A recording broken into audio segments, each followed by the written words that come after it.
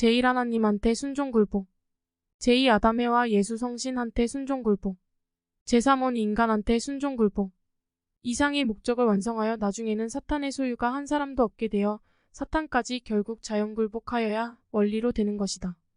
그러므로 사탄은 이 뜻을 반대하여 역사하는 것이 즉 아담부터 구약시대로, 구약시대로부터 신약시대로, 신약시대로부터 재림시대까지로 전개를 보게 된다. 이러한 노정으로 하나님의 섭리의 역사는 역사를 통하여 걸어 내려오게 되었다. 그러므로 하나님은 끝까지 사람을 대하여 사랑하여 나오신 것이었다. 다시 말하면 하나님적 책임 분담 역사가 구약 역사고 아담해와 예수와 성신 온인 류 책임 분담 역사가 신약 역사다. 그래야만 본 타락에 앞서 기본적 초점을 볼 수 있는 것이 되어야만 재림이 이루어지는 시대가 즉 성약시대면서 이상시대이다. 이러한 노정의 복귀 시작하심이 하나님이 진정으로 바라시는 사람에 대하여 사랑이다. 그러므로 사탄과 하나님은 사람을 중심하고 하나님은 뜻, 성사를 원하시고 반면에 사탄은 뜻을 이루지 못하도록 방해하고 깨뜨리려 하는 것이 역사상의 전쟁으로 전개되어진 것이다. 하나님적 책임 분담 섭리기간 노아부터 아브라함까지 섭리노정의 근본 뜻 심판을 통하여서 노아의 8식구의 책임 분담은 아담에 이어 제2차로 선으로 번식하여지는 것과 더불어 하나님의 뜻인 섭리 완성으로 시작과 동시에 결과로 나아가야 할 사명에 이어서 하나님의 뜻을 믿고 순종하는 것이었다.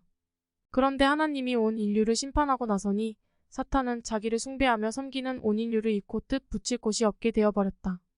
그러나 사탄은 사람을 떨어질 수 없는 관계적 인연이 있는 이상 하나님 뜻 이외에 존재하는 일부분만 있어도 자기의 소유로 할 수 있는 것이다.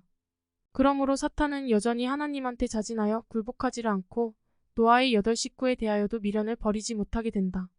그러한 입장으로 자기의 뜻, 소유자 될 수 있는 존재가 혹시 있는가 또는 자기가 취할 수 있는 하나님이 미워하는 행동이라도 혹시 없는가를 찾는 것이 사탄에게 있어서는 필요한 중대한 주된 목점이었다. 이 엄청 긴장된 입장에 서게 된 자들이 바로 노아 8식구였다. 이 식구들은 하나님과 사탄 사이에 있어 자기들의 근본 책임을 감당하는 방향으로 나아가지 않으면 안 되게 되었다. 즉 하나님 편으로 가려면 사탄이 따르고 사탄을 따르면 하나님이 멸하는 이런 입장에 서 있었다. 이것을 그때 원리적으로 알았다고 하면 모르지만 이 원리를 잘 알지 못하는 8식구는 그저 하나님에 대한 적극성을 보존하고 지켜야 할 존재들이었다. 그래서 어떠한 방향으로 어떤 결과를 맺게 되는가는 인간에게 주어진 특징인 자유로운 행동의 결과가 좌우하는 문제였다. 노아의 식구는 모든 하늘의 기대인 소망스런 존재여 또 사탄이 빼앗고자 지푸라기라도 잡고 싶은 심정으로 바라보고 있는 존재였다. 그런 입장에 있는 존재들이었고 바로 하나님이 보시기에 의로 여기는 존재들이다. 이와 같은 인간의 가치를 알고 보니 이 사람이 그다지도 하나님을 받들지 못하였는가 하는 탄식이 자연히 나올 것이다.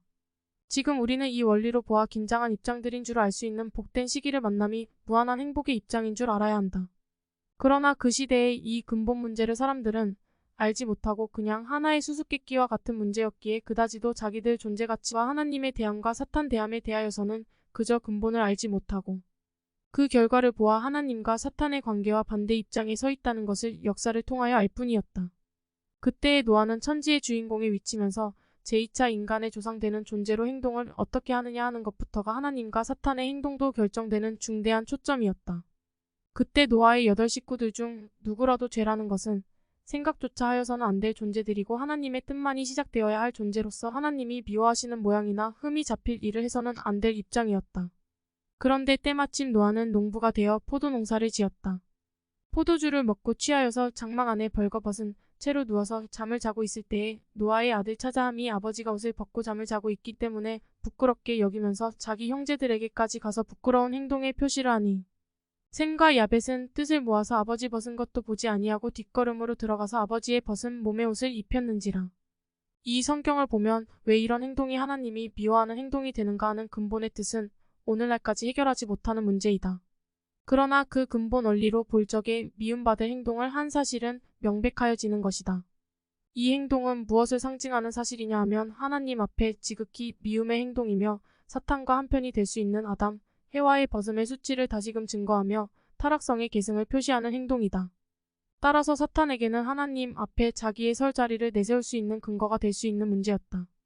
즉 하나님 보시기에는 그것으로 타락된 부끄러움 그 자체임을 아직 잊지 못하는 존재의 시라는 사실을 폭로하는 행동이면서 또 온 인류를 심판하심도 그것의 시작으로 한 결과에 도달하여 지는 것에서 나온 것이다. 이를 생각하니 하나님은 분통하고 억울하지 않을 수 없는 사실이었다. 동시에 사탄의 성품을 보여줌이었다. 즉 범죄한 직후 행동의 계승을 증거하는 사실이다. 또 역시 하나님이 뜻하는 근본, 목적이 아직 완성되지 못한 요소가 남아있음을 잠재적으로 알게 됨이었다. 그러니 이는 다시금 사탄이 상대할 수 있는 기착점을 보여주는 행동이었다. 그러므로 다시금 사탄은 그 행동 계시를 보게 할 근거를 잡고 나서게 되었다. 그러니 그 요구의 털을 막을 수 없고 사탄의 번식의 시작을 보게 되었다.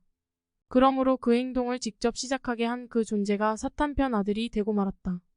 따라서 하나님은 함을 대하여 가나안의 조상이 되어 하나님의 원수가 되리라는 것을 말합니다.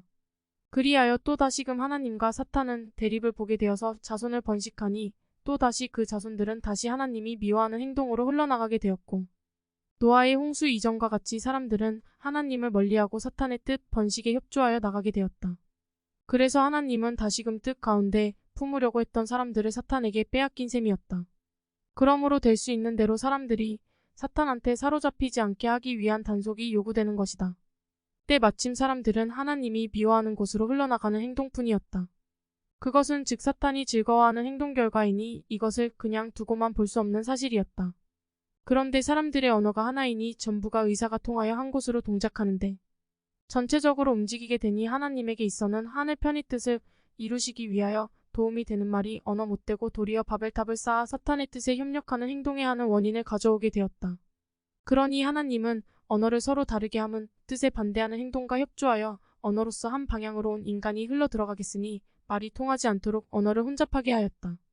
그렇게 하여 사람들이 더 이상 사탄 뜻에 동조하는 길을 막고자 한 것이 인간 언어를 혼잡하게 만든 근본의 뜻이었다.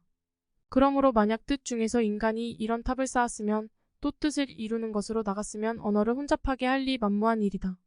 그러므로 세상의 뜻이 이루어지는 때가 오면 언어는 하나의 목적으로 하늘적으로 시작하여야 된다.